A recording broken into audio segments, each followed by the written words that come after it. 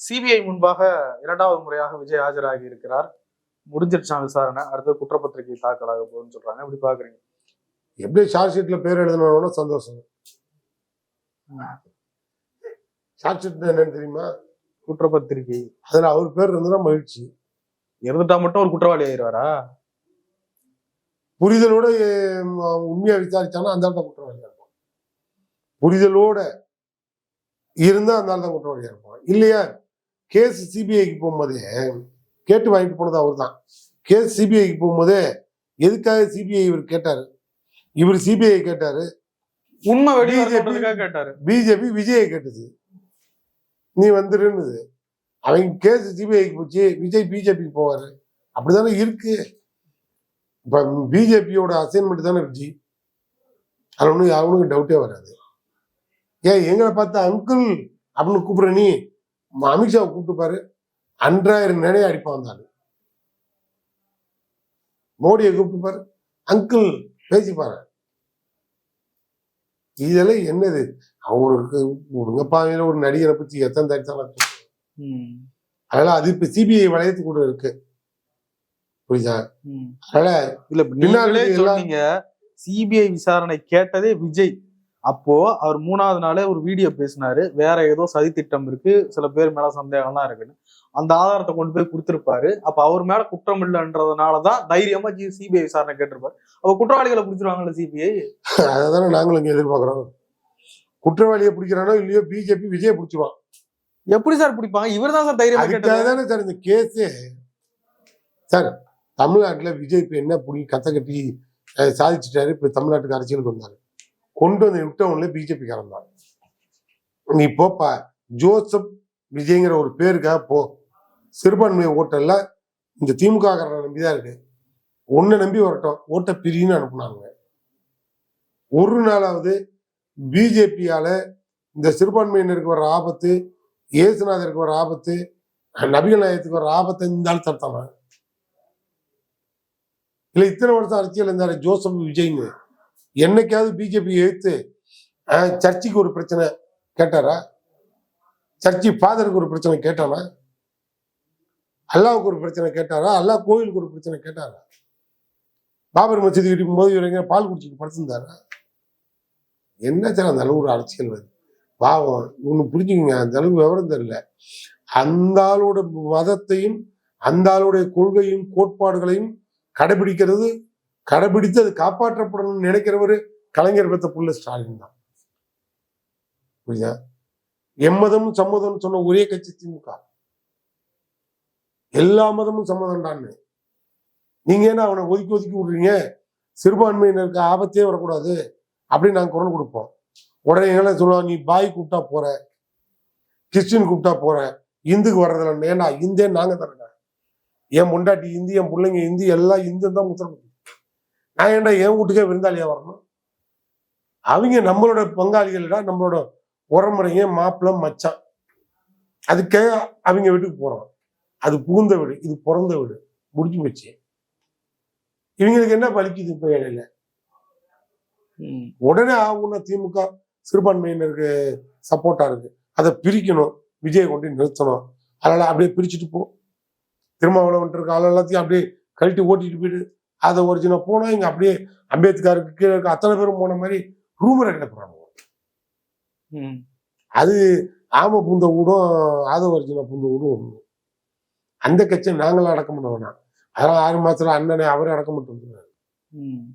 எங்களுக்கு அதை பத்தி இல்ல. இப்ப விஜய் சில வாக்குமூலம் எல்லாம் போய் கொடுத்துருப்பாரு, அதுல திமுகவுக்கு நெருக்கடி வரும்ன்றாங்க. எங்களை பத்தி என்ன தெரியுது, எங்களுக்கு என்ன ரோல் இருக்கோ இவரு என்ன போய் எங்களை பத்தி அங்க பேசுறதுக்கு அப்படியே சொல்லட்டும். இவர் என்ன சொல்லுவாரு, போய் திமுக எங்களுக்கு உரிய பாதுகாப்பு கொடுக்கல, ரைட்டு, நீ ஏன் நேரத்துக்கு போன? எங்க போலீஸ் தான் லட்சியத்துக்கு வச்சுட்டு குத்துச்ச சொல்லு. எல்லாமே நீங்க உங்களுக்குரிய உங்க தலைவனை பெரிய ஆளா ஹைலைட் பண்ணி காட்டணும். விஜயை பார்த்து அப்படியே உலகமே பிரமிப்புல, இப்படி ஒரு தலைவனை பார்க்க அப்படியே மண்டேலா. இவரு இந்தியாவோட மண்டேலா. இவர் தான் சுதந்திரத்துக்காக 10-20 வருஷம் உள்ள இருப்பதான் வெளில வந்தாரு. இவரை பார்க்க கூட்டத்துல 40 பேர் செத்துட்டான்.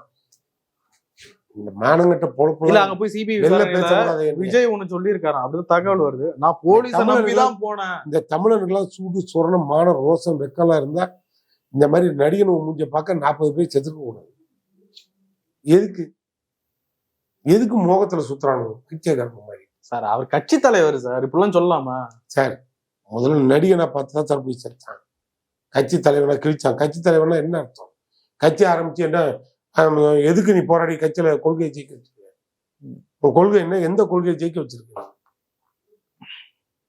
நாங்க தமிழ் மொழியை காப்பாற்றணும், பட்டியலினத்தை காப்பாற்றணும், பகுத்தறிவை காப்பாற்றணும், எல்லாத்தையும் நிலைநாட்டணும்.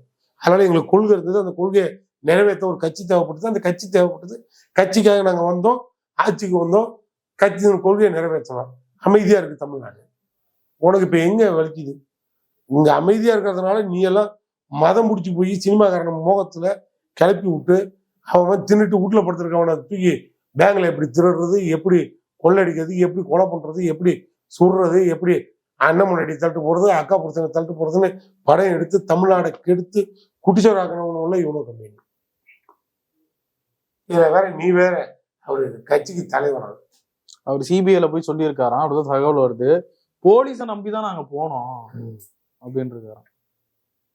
அப்ப உண்மையிலே யார் பாதுகாத்திருக்கணும்ன்ற ஒரு கேள்வி. இப்ப போலீஸை நம்பிதான் போனீங்க. போலீஸ் என்ன குச்சி தூக்கிட்டு குச்சிருச்சா? நான் சொல்றேன், இந்த ஏற்பாடு அவங்க கட்சியில அவங்களே பண்ணிக்கிட்டு இருக்கு சார். அப்படி சொல்ல முடியுமா சார்? அப்பதான் சார் விஜய் உலகமே திரும்பி பாக்குற இடத்துல நிப்பாரு. ஏன் இப்ப நீ எப்படி சொல்ற? போலீஸ் என்ன பண்ணணும்?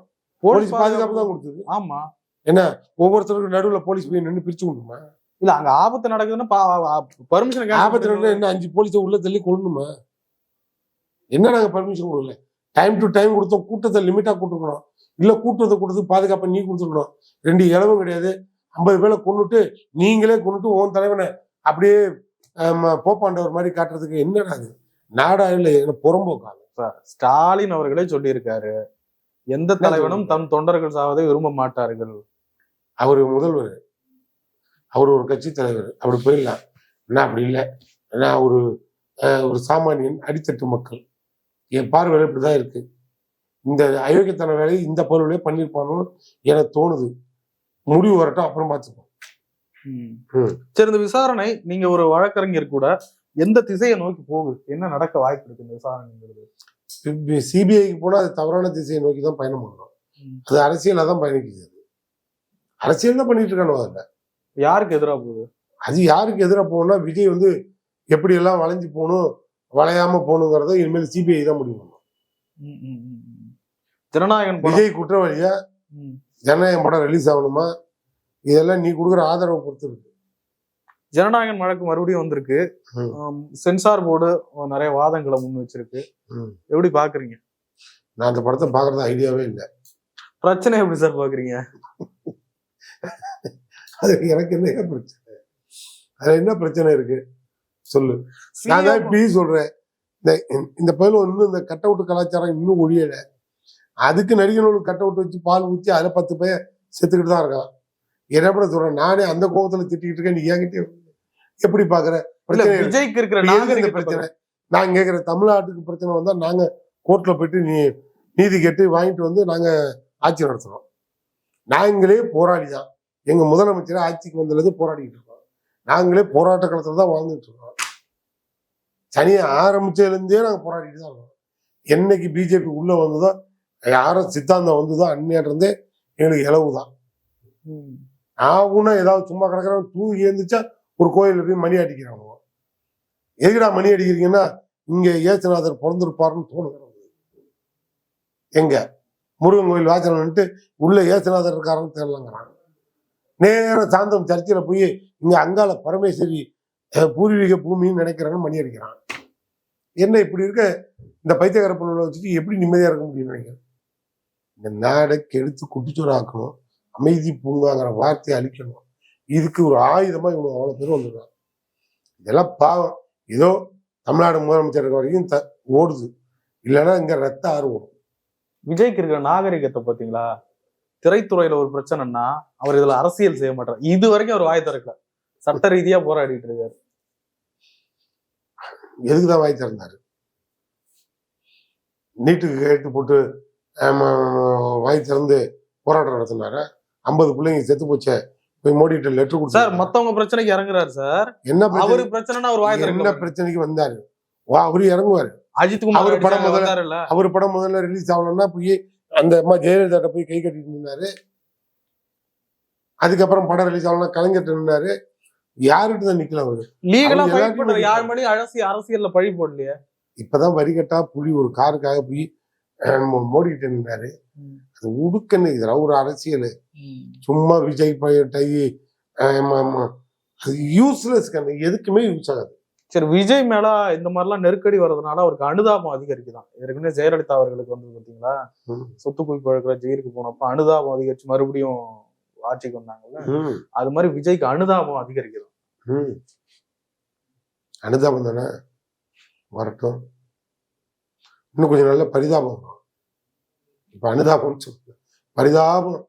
ஏன் இந்த புள்ள ஒழுங்கா படம் நடிச்சிட்டு இருக்கலாம், இந்த படுபாவி பயில நம்பி இந்த புள்ளைய இழுத்துட்டு வந்து ரோட்ல விட்டானுவான்.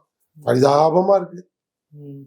இது ஒழுங்கா வீட்டுல தூங்கி இருக்கலாம், பொண்டாட்டி பிள்ளைய கூப்பிட்டு வந்து ஒழுங்கா வச்சு குடும்பம் நடத்திருக்கலாம். இப்படி எல்லாம் இருந்திருக்கலாமே, இவ்வளவு மோசமா ஆயிடுச்சுன்னு பரிதாபம்.